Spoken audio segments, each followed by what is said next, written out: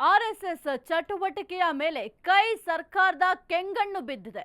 ಸರ್ಕಾರದ ಸ್ಥಳಗಳಲ್ಲಿ ನಿರ್ಬಂಧ ವಿಧಿಸುವ ಕುರಿತು ಭಾರೀ ಚರ್ಚೆ ಕೂಡ ನಡೀತಾ ಇದೆ. ಆರ್ಎಸ್ಎಸ್ ಚಟುವಟಿಕೆಯ ಮೇಲೆ ಕೈ ಸರ್ಕಾರದ ಕೆಂಗಣ್ಣು ಬಿದ್ದಿದೆ. ಸರ್ಕಾರದ ಸ್ಥಳಗಳಲ್ಲಿ ನಿರ್ಬಂಧ ವಿಧಿಸುವ ಬಗ್ಗೆ ಭಾರೀ ಚರ್ಚೆಯನ್ನ ಮಾಡ್ತಾ ಇದ್ದಾರೆ.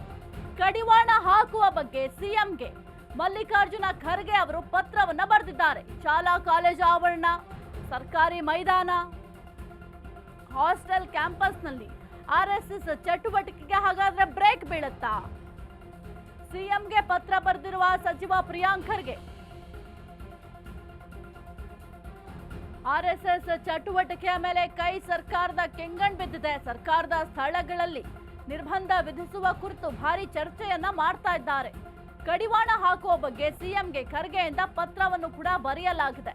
ಶಾಲಾ ಕಾಲೇಜು ಆವರಣ ಆಗಿರಬಹುದು, ಸರ್ಕಾರಿ ಮೈದಾನ ಆಗಿರಬಹುದು, ಅಂದ್ರೆ ಸರ್ಕಾರಕ್ಕೆ ಸಂಬಂಧಪಟ್ಟಂತಹ ಯಾವುದೇ ಜಾಗ ಆಗಿರಬಹುದು, ಅಲ್ಲಿ ಆರ್ಎಸ್ಎಸ್ ಚಟುವಟಿಕೆ ಮಾಡಬಾರದು, ಇದಕ್ಕೆ ಕಡಿವಾಣ ಹಾಕಬೇಕು ಅಂತ ಸಿಎಂಗೆ ಸಚಿವ ಪ್ರಿಯಾಂಕ್ ಖರ್ಗೆ ಅವರು ಪತ್ರವನ್ನ ಬರೆದಿದ್ದಾರೆ.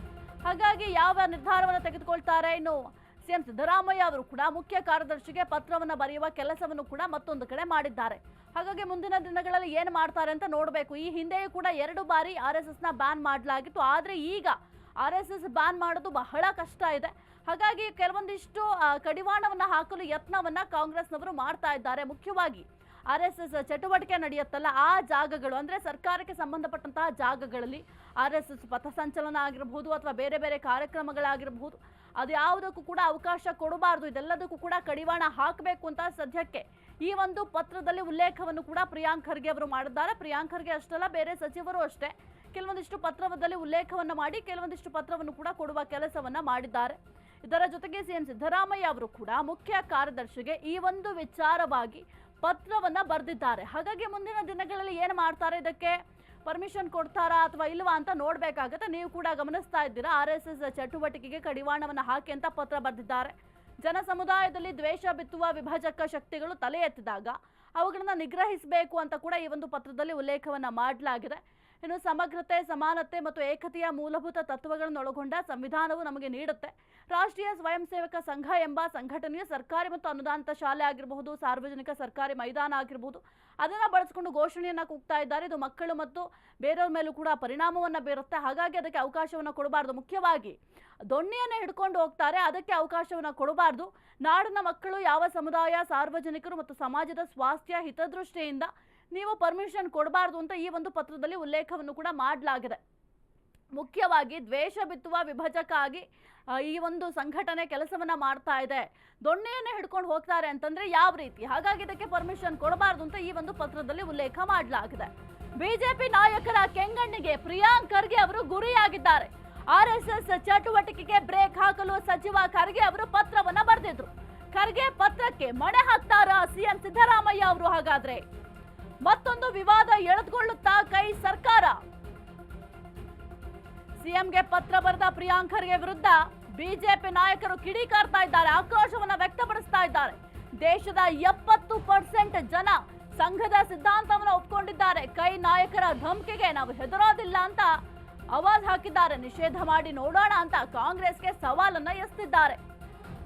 ಬಿಜೆಪಿ ನಾಯಕರ ಕೆಂಗಣ್ಣಿಗೆ ಸದ್ಯಕ್ಕೆ ಪ್ರಿಯಾಂಕ್ ಖರ್ಗೆ ಅವರು ಗುರಿಯಾಗಿದ್ದಾರೆ. ಯಾವ ಕಾರಣಕ್ಕೆ ಅಂತಂದ್ರೆ ಆರ್ಎಸ್ಎಸ್ ಚಟುವಟಿಕೆ ಬ್ರೇಕ್ ಹಾಕಬೇಕು ಅಂತ ಸಚಿವ ಪ್ರಿಯಾಂಕ್ ಖರ್ಗೆ ಅವರು ಪತ್ರವನ್ನ ಬರೆದಿದ್ರು. ಈ ಒಂದು ವಿಚಾರಕ್ಕೆ ಸಂಬಂಧಪಟ್ಟಂತೆ ಸದ್ಯಕ್ಕೆ ಬಿಜೆಪಿ ನಾಯಕರು ತಮ್ಮ ಆಕ್ರೋಶವನ್ನ ವ್ಯಕ್ತಪಡಿಸ್ತಾ ಇದ್ದಾರೆ. ಇನ್ನು ಬಿಜೆಪಿ ನಾಯಕರ ಕೆಂಗಣ್ಣಿಗೆ ಗುರಿಯಾಗಿರುವಂತಹ ಪ್ರಿಯಾಂಕ್ ಖರ್ಗೆ ಅವರು ಆ ಒಂದು ಪ್ರಸ್ತಾವನೆಯಲ್ಲಿ ಸಾಕಷ್ಟು ವಿಚಾರಗಳ ಬಗ್ಗೆ ಉಲ್ಲೇಖವನ್ನ ಮಾಡಿದ್ದಾರೆ. ಅಂದ್ರೆ ಆರ್ಎಸ್ಎಸ್ ಚಟುವಟಿಕೆಗಳನ್ನ ಯಾಕೆ ಬ್ರೇಕ್ ಮಾಡಬೇಕು, ಅಲ್ಲಿ ಇವಾಗ ಸರ್ಕಾರಕ್ಕೆ ಸಂಬಂಧಪಟ್ಟಂತಹ ಜಾಗಗಳಲ್ಲಿ ಯಾವ ಕಾರಣಕ್ಕೆ ಅವಕಾಶವನ್ನ ಕಲ್ಪಿಸಿಕೊಡಬಾರದು ಎಂಬ ಕಾರಣಕ್ಕೆ ಸಾಕಷ್ಟು ಉಲ್ಲೇಖವನ್ನ ಮಾಡಿದ್ದಾರೆ. ಅವರು ದೊಣ್ಣೆಯನ್ನ ಹಿಡ್ಕೊಂಡು ಬರೋದಾಗಿರಬಹುದು ಅಥವಾ ಘೋಷಣೆಗಳನ್ನ ಕೂಗೋದಾಗಿರಬಹುದು, ಭಾರತದ ಏಕತೆಯ ವಿರುದ್ಧವಾಗಿ ಆಲೋಚನೆ ಮೂಡಿಸ್ತಾ ಇದೆ, ಹಾಗಾಗಿ ತೊಂದರೆ ಆಗುತ್ತೆ. ಇದರ ಜೊತೆಗೆ ಸಂವಿಧಾನದ ಆಶಯಗಳ ವಿರುದ್ಧ ನಕಾರಾತ್ಮಕ ಆಲೋಚನೆ ಅಂತ ಕೂಡ ಹೇಳಿದ್ದಾರೆ. ಅವರಿಗೆ ಬುದ್ಧಿ ಭ್ರಮಣೆ ಆದ್ರೆ ಈ ಕಾಂಗ್ರೆಸ್ ಪಾರ್ಟಿಯವರಿಗೆ ಬುದ್ಧಿ ಭ್ರಮಣೆ ಆಗ್ಬಿಟ್ಟಿದೆ. ಈ ದೇಶದ ಪ್ರಧಾನಿ RSS ಅವರು, ಈ ದೇಶದ ಹೋಮ್ ಮಿನಿಸ್ಟ್ರು RSS ಅವರು, ರಾಷ್ಟ್ರಪತಿ RSS ಸಿಂಪತೈಸರ್, ಉಪರಾಷ್ಟ್ರಪತಿ ಪೂರ್ತಿ RSS, ಬೇಡ, ನಮ್ಮ ರಾಜ್ಯಕ್ಕೆ ಬಂದ್ರೆ ಗವರ್ನರ್ ಈ ಸರ್ಕಾರನ ವಜಾ ಮಾಡಕ್ಕೆ ಅಧಿಕಾರ ಇರುವಂತದ್ದು, ಈ ಸರ್ಕಾರನ ವಜಾ ಮಾಡಕ್ಕೆ ಅಧಿಕಾರ ಇರೋದು ಗವರ್ನರ್ಗೆ. ರಾಷ್ಟ್ರೀಯ ಸ್ವಯಂ ಸೇವಕ ಸಂಘದ ಹಿನ್ನೆಲೆ ಗೊತ್ತಿಲ್ಲದೆ ಇರ್ತಕ್ಕಂಥವ್ರು, ರಾಷ್ಟ್ರೀಯ ಸ್ವಯಂ ಸೇವಕ ಸಂಘದ ಕಾರ್ಯಚಟುವಟಿಕೆ ಬಗ್ಗೆ ಮಾಹಿತಿಯ ಕೊರತೆ ಇರ್ತಕ್ಕಂಥವ್ರು ಕೇವಲ ತಮ್ಮ ಪ್ರಚಾರಕ್ಕೋಸ್ಕರ ಚಟದಿಂದ ಮಾತನಾಡ್ತಕ್ಕಂಥವ್ರು ಈ ರೀತಿ ಹೇಳಿಕೆಗಳನ್ನ ಕೊಡೋದಕ್ಕೆ ಸಾಧ್ಯ. ಇವತ್ತು ಜವಾಬ್ದಾರಿ ಸ್ಥಾನದಲ್ಲಿರ್ತಕ್ಕಂಥ ಪ್ರಿಯಾಂಕಾ ಖರ್ಗೆ ಅವರು ಇಷ್ಟೊಂದು ಬೇಜವಾಬ್ದಾರಿಯಿಂದ ಪತ್ರವನ್ನ ಮುಖ್ಯಮಂತ್ರಿಗಳಿಗೆ ಬರೆದಿದ್ದಾರೆ ಅಂತ ಹೇಳಿದ್ರೆ ಇದವರ ಮೂರ್ಖತನದ ಪ್ರದರ್ಶನ ಮಾಡ್ತಾ ಇದ್ದಾರೆ. I will curb this RSS ಅಂತ ಹೇಳಿದ್ರು. RSS ಕರ್ಬ್ ಮಾಡೋದ್ರಲ್ಲಿ ಅವರ ಕರ್ಬ್ ಆಗಿ ಹೋದ್ರೆ ಎಲ್ಲರೂ ಈ ವಿಚಾರಧಾರೆಯನ್ನ ಜನ ಸ್ವೀಕಾರ ಮಾಡಿದ್ದಾರೆ. People have accepted this ideology. ಇಡೀ ದೇಶದಲ್ಲಿ 60-70% ಹೆಚ್ಚು ಜಾಗ್ರಫಿಕಲ್ ಏರಿಯಾದಲ್ಲಿ ಇವತ್ತು ಈ ಐಡಿಯಾಲಜಿಯ ಜನ ಆಡಳಿತವನ್ನ ನಡೆಸ್ತಾ ಇದ್ದಾರೆ. From minister to prime minister to chief minister, MLA, MP, 60-65% ಜನ ಈ ಐಡಿಯಾಲಜಿಯನ್ನ ಒಪ್ಕೊಂಡವರಿದ್ದಾರೆ.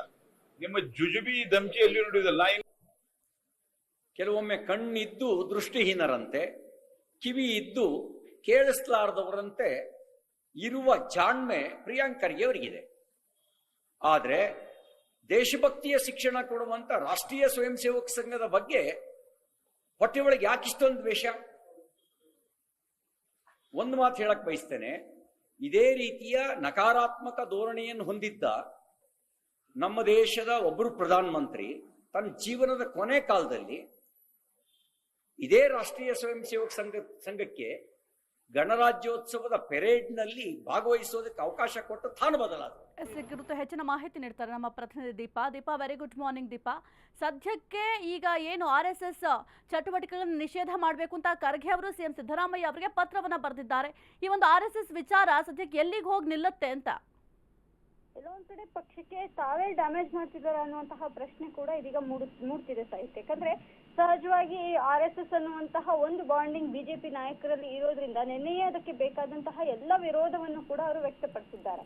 ಹಿಂದೆ ಕೇಂದ್ರದಲ್ಲಿ ಅದನ್ನ RSS ನ ಬ್ಯಾನ್ ಮಾಡಿದ್ರು ಕೂಡ ಈಗಿನ ಪರಿಸ್ಥಿತಿ ಹಾಗಿಲ್ಲ.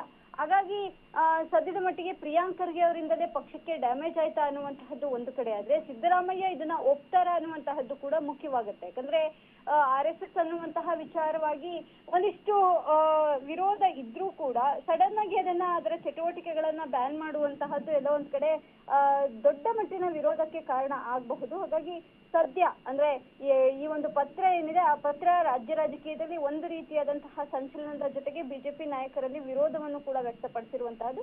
ಇದಕ್ಕೆ ಸಿದ್ದರಾಮಯ್ಯ ಯಾವ ರೀತಿಯಾಗಿ ರಿಯಾಕ್ಟ್ ಮಾಡ್ತಾರೆ ಅನ್ನುವಂತಹದ್ದು ಕೂಡ ಇದು ಮುಖ್ಯವಾಗುತ್ತೆ ಸಾಹಿತ್ಯ. ಓಕೆ, ಥ್ಯಾಂಕ್ ಯು ದೀಪಾ ನಿಮ್ಮೆಲ್ಲ ಮಾಹಿತಿಗಾಗಿ.